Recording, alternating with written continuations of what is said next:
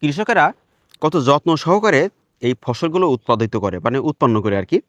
তো আমার হাতে যেটা দেখছেন এটা হচ্ছে বরবটি। হ্যাঁ, সবচেয়ে অবাক করা তথ্য হলো এই বরবটি কিন্তু কাঁচা খাওয়া যায়, আর এটা সবাই জানেন মোটামুটি। তো এই দেখেন, এটা বরবটি আমি কাঁচা খাচ্ছি এখন,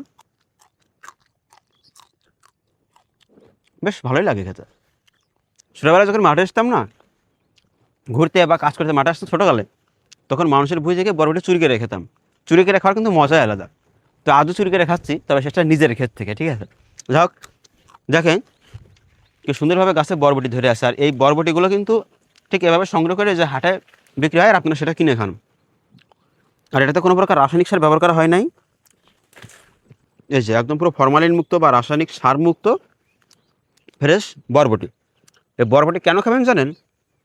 বরবটি খেলে আপনার হার্ট ভালো থাকে, হজম শক্তি বাড়ে, চোখের দৃষ্টি বৃদ্ধি পায়, ঠিক আছে। তো আমি যে বরবটি খাচ্ছি, ওই যে দুটো বাড়ি দেখতে পাচ্ছেন না, আমি কিন্তু ওইটাও দেখতে পাচ্ছি। আরও দূরে ওই যে কলা গাছ দেখতে পাচ্ছেন, আমি কিন্তু এটা দেখতে পাচ্ছি না, ঠিক আছে। তো কেসটা হচ্ছে, তো আপনারা নিয়মিত বরবটি খাবেন।